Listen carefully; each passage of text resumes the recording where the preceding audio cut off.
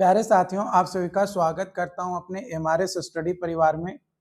तो डियर, हम लोग जो है आज सेशन यहाँ पे स्टार्ट करने वाले हैं। हमारा जो आज का सब्जेक्ट होने वाला है वो होने वाला है कंस्ट्रक्शन इंजीनियरिंग मटेरियल। ये आपका जो है 8 semester BTech Bihar engineering university के अंतर्गत आपका है और सिविल ब्रांच का ये पेपर है। सिविल ब्रांच यानी अगर आप सिविल से बीटेक कर रहे हैं और फाइनल ईयर में आप हैं तो आपके लिए जरूरी है। और यहाँ पे 2025 का पेपर एनालिसिस या सॉल्यूशंस हम यहाँ पे चेकआउट करने वाले हैं। ठीक है, तो यहाँ पे हमारा सबसे पहला सवाल है, for complete hydration of cement water cement ratio needed is 0.65 p 0.65 p। अगला सवाल है, ultimate strength of cement is influenced by which one of the following, di calcium silicate. अगला सवाल है, the approximate ratio of strength जो है 15 centimetre गुने 30 centimetre concrete cylinder है to that 15 centimetre cube of same concrete is 0.85। अगला question है, role of super plasticisers in cement paste is to, to disperse the particle and remove air bubbles and to retard setting. ये आपका जो है role है आपका super plasticisers का। सबसे पहला डिस्पर्स करना पार्टिकल्स को, दूसरा रिमूव करना एयर बबल्स को, तीसरा सेटिंग टाइम को रिटार्ड करना यानी कम करना। अगला सवाल है, minimum compressive strength of first class brick should be. First class brick का मिनिमम कंप्रेसिव स्ट्रेंथ कितना होता है? तो 10 न्यूटन पर mm स्क्वायर, 10 न्यूटन पर mm स्क्वायर होता है। अगला सवाल है, the average compressive strength of burned clay brick.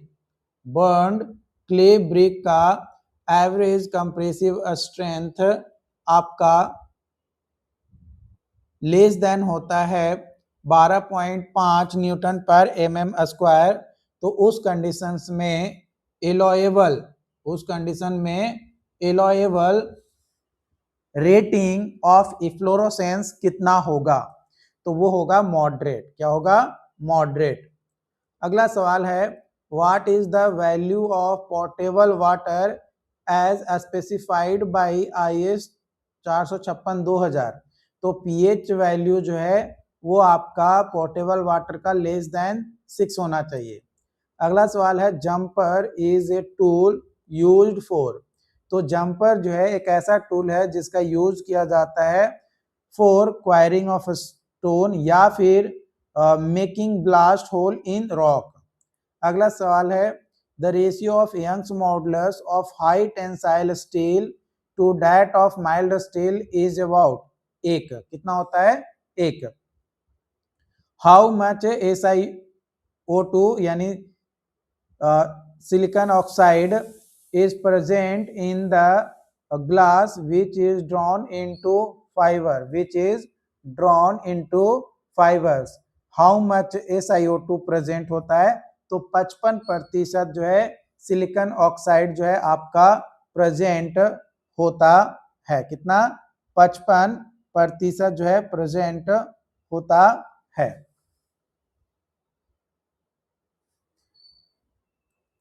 अगला क्वेश्चन है, हमारा ऑब्जेक्टिव क्वेश्चन खत्म हो गया, यहाँ से आप सब्जेक्टिव देखेंगे। तो list the various laboratory test for assessing the quality of cement and importance. मतलब कौन कौन सा लैबोरेटरी टेस्ट करते हैं जिसके माध्यम से हम सीमेंट की क्वालिटी को चेक करते हैं और उसका इम्पोर्टेंस क्या है या यूज कैसे करते हैं उसके बारे में। तो सबसे पहला टेस्ट है फाइननेस टेस्ट।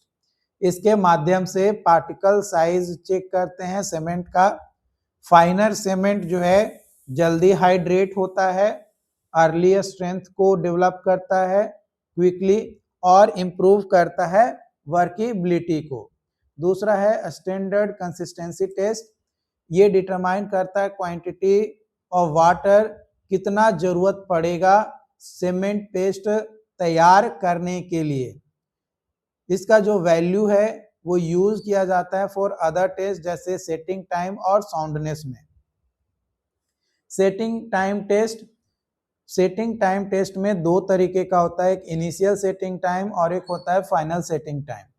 ये बताता है कि सीमेंट कितने देर में या कितने देर तक वर्क एबल रहेगा, मतलब हम उस सीमेंट का यूज कर सकते हैं, और कब वो हार्ड होगा, कंस्ट्रक्शन ऑपरेशन कंप्लीट होने के बाद कितना टाइम लगेगा सीमेंट को हार्ड होने में, उस चीज को यहाँ पे रिप्रेजेंट करता है। साउंडनेस टेस्ट के माध्यम से हम चेक करते हैं कि सीमेंट की एबिलिटी को to retain its volume after setting के बाद कितना वॉल्यूम वो रिटेन कर रहा है। ये डिटेक्ट करता है आपका एक्सेस फ्री लाइम और मैग्नीशिया को, जो कॉज करता है एक्सपेंशन और क्रैकिंग को। तो ये साउंडनेस टेस्ट के माध्यम से करते हैं। फिर आता है compressive strength test. Compressive strength test के माध्यम से हम क्या करते हैं, स्ट्रेंथ चेक करते हैं सीमेंट का। जब हम क्यूब बनाकर तैयार कर लेते हैं तो क्यूरिंग कितने दिन तक हम करेंगे ताकि वो प्रॉपर स्ट्रेंथ को लेकर रखे। ये एक इंपॉर्टेंट इंडिकेटर होता है सीमेंट क्वालिटी को चेक करने के लिए। उसके बाद आता है स्पेसिफिक ग्रेविटी टेस्ट। इसके माध्यम से सीमेंट का स्पेसिफिक ग्रेविटी हम पता करते हैं, जो कि यूजफुल होता है हमारा जब हम मिक्स डिजाइन तैयार करते हैं या कैलकुलेट करते हैं, ताकि हम पता लगा सके कि एडल्ट्रेशंस और डिटोरियोरेशंस किस जगह पे होगा या किस तरीके से होगा। Heat of hydration test. इसके माध्यम से हम ये पता करते हैं कि कितना हीट जो है प्रोड्यूस होगा हाइड्रेशन के दौरान। इंपॉर्टेंट होता है फॉर मास कंक्रीट वर्क, जहां पे एक्सेसिव हीट हमारा कॉज करता है क्रैकिंग को। उसके बाद आता है टेंसाइल स्ट्रेंथ टेस्ट। ये अब प्रैक्टिस में नहीं है बट फिर भी हम करते हैं। ये इंडिकेट करता है resistance of cement mortar to tension, though compressive strength is more commonly used today. मतलब अब जो है कंप्रेसिव स्ट्रेंथ ज्यादातर यूज किया जाता है, टेंसाइल स्ट्रेंथ जो है अब जनरली चेक नहीं किया जाता है। ठीक है, अगला सवाल है what is slump test of concrete. Concrete का स्लम टेस्ट क्या है और कैसे इसको किया जाता है, एंड अलग अलग पर्पसेस के लिए क्या स्लम्प रिकमेंड किया जाता है, उसको भी मेंशन करना है। तो देखो भैया, हम बात करेंगे स्लम्प टेस्ट के लिए, तो स्लम्प टेस्ट जो है कंक्रीट का एक सिंपल फील्ड या लेबोरेटरी टेस्ट है, जिसके माध्यम से हम फ्रेश कंक्रीट का कंसिस्टेंसी और वर्केबिलिटी चेक करते हैं। ये इंडिकेट करता है कि कंक्रीट का मिक्सिंग किस तरीके से हुआ, प्लेसिंग कहाँ पे होगा, कॉम्पैक्टिंग कैसे होगा और फिनिशिंग किस तरीके का निकलेगा, वो हम स्लम्प टेस्ट के माध्यम से ही करते हैं। स्लम्प टेस्ट का अगर प्रोसीजर्स की बात किया जाए तो एक स्लम्प कोन होता है, जो कि स्टैंडर्ड स्लम्प कोन यूज किया जाता है, जिसका हाइट जो है आपका 30 सेंटीमीटर, डायमीटर 20 सेंटीमीटर, बेस पे और टॉप पे 10 सेंटीमीटर, कुछ इस तरीके का आपका होता है। ये यहाँ पे हाइट जो है 30 सेंटीमीटर होता है, बेस पे डायमीटर जो है 20 सेंटीमीटर होता है और टॉप पे जो है आपका बेस 10 सेंटीमीटर आपका होता है।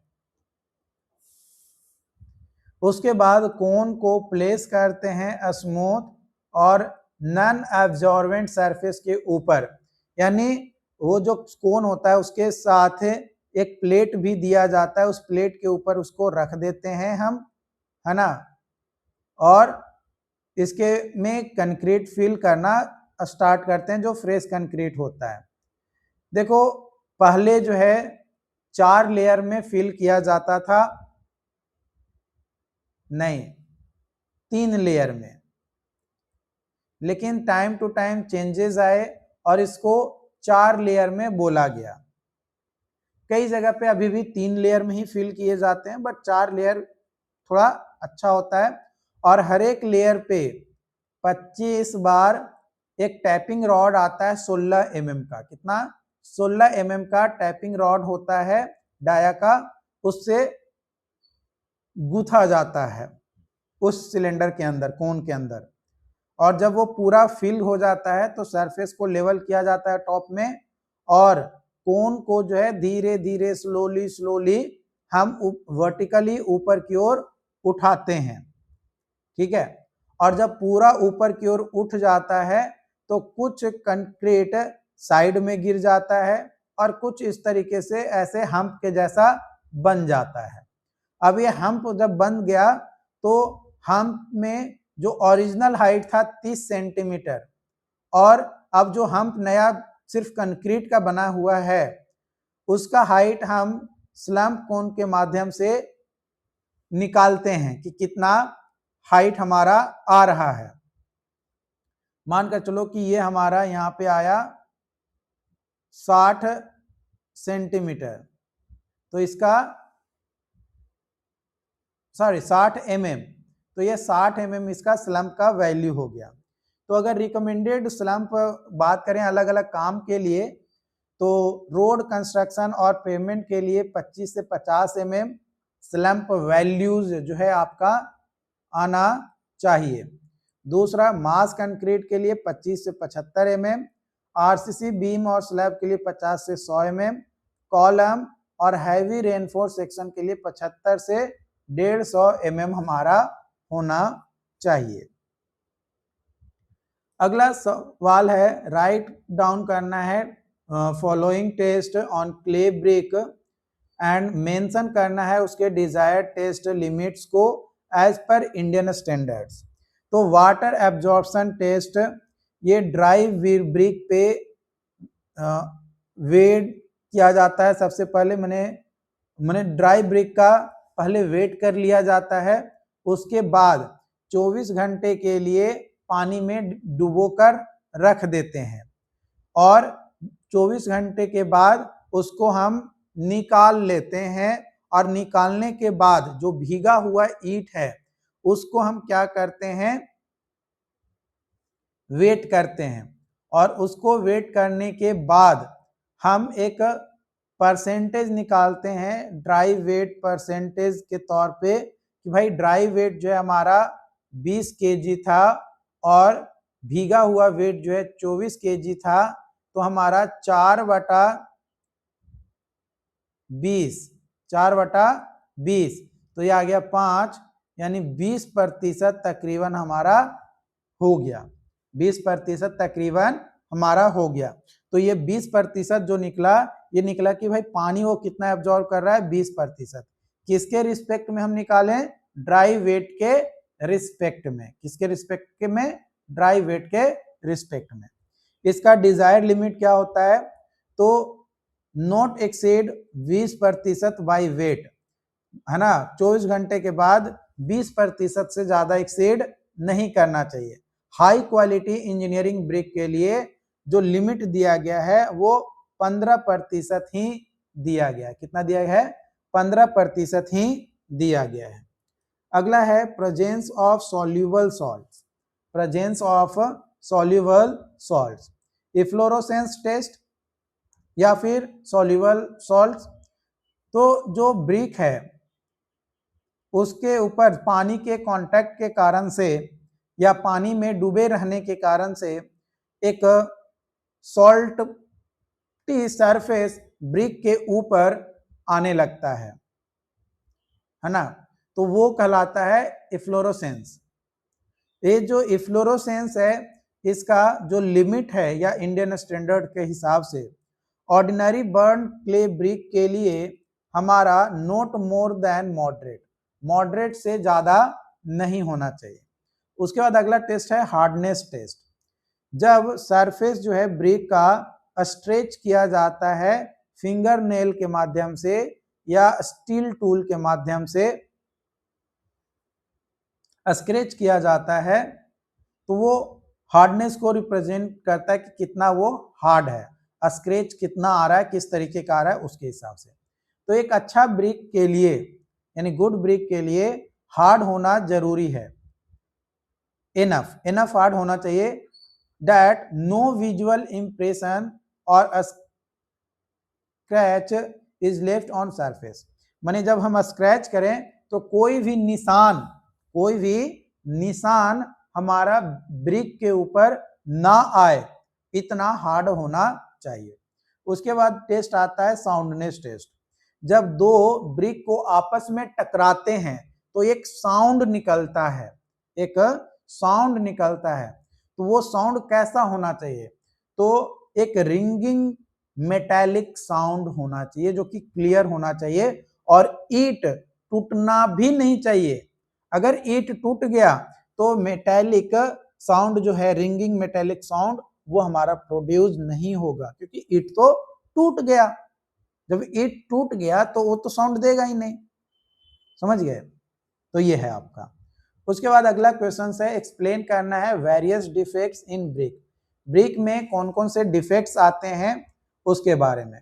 तो सबसे पहला डिफेक्ट्स होता है अंडर बर्न ब्रिक, यानी अच्छे तरीके से ब्रिक नहीं जल पाता है, जिसके कारण से ब्रिक का कलर फीका होता है, ब्रिक जो है सॉफ्ट होता है, पानी को ज्यादा एब्जॉर्ब करता है और स्ट्रेंथ भी कम हो जाता है। दूसरा है ओवरबर्न ब्रिक। जब बहुत ज्यादा हम जला देते हैं तो ईंट का रंग जो है काला हो जाता है, डार्क ब्रिटल होता है, और ये अपना जो इसका एक स्टैंडर्ड जो शेप हम मेंटेन कर रहे थे, वो स्टैंडर्ड शेप भी हमारा जो है अलग हो जाता है। फिर है क्रैक्स जो है अपीयर होता है due to faculty drying, uneven burning और रैपिड कूलिंग के। जो क्रैक्ड ब्रिक होता है वो वीक होता है और गुड मेसनरी के लिए ये सूटेबल नहीं होता है, इफ्लोरोसेंस व्हाइट पैचेस अपीयर होता है ऑन ब्रिक सरफेस, क्योंकि सॉल्युबल सॉल्ट्स होता है, और ये अफेक्ट करता है अपीयरेंस को और मेन लीड करता है सरफेस डिसइंटीग्रेशंस को। रैपिंग ब्रिक जो है ट्विस्टेड होता है और डिसॉर्टेड होता है from their proper rectangular shape due to unequal drying और इम्प्रॉपर बर्निंग के कारण से ये देखने को मिलता है।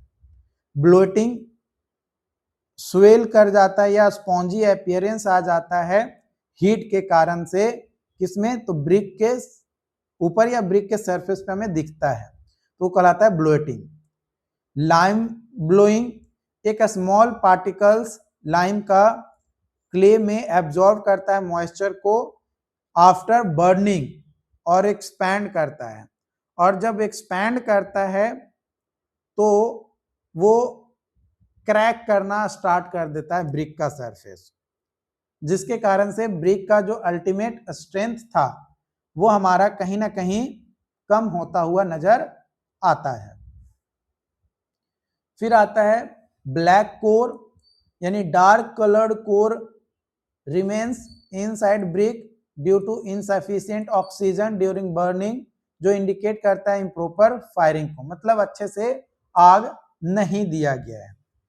चफ जो है जब सरफेस क्रैक करता है आपका, जब हॉट ब्रिक जो है कोल्ड टू रैपिडली, मतलब गर्म ईंट, यानी जो ईंट हम पकाए वो बहुत ही जल्दी ठंडा कर देते हैं, तो उस कंडीशन में सरफेस पे क्रैक प्रोड्यूस होता है, जिसे हम बोलते हैं चफ। अनइवन साइज और शेप आ जाता है, इसका मेन कारण होता है पुअर मोल्डिंग, हैंडलिंग और फायरिंग, मतलब अच्छे से आग या पकाते नहीं है जिसके कारण से। तो ब्रिक जो है मेसनरी डिफिकल्ट होता है और कंज्यूम होता है बहुत ही ज्यादा। काम थोड़ा डिफिकल्ट होता है और कंज्यूम होता है ज्यादा। तो उसके पर्सपेक्टिव के हिसाब से इवन सरफेस और शेप और साइज होना बहुत ही ज्यादा जरूरी है, बहुत ही ज्यादा जरूरी है। तो आई होप कि ये पॉइंट्स जो मैं यहाँ पे आप लोगों के साथ डिस्कस किया वो क्लियरली आपको समझ में आया हो। अगर फिर भी कोई डाउट्स रहता है, कोई कंफ्यूजन रहता है, तो आप हमें कमेंट करके जरूर बताइए। Thank you.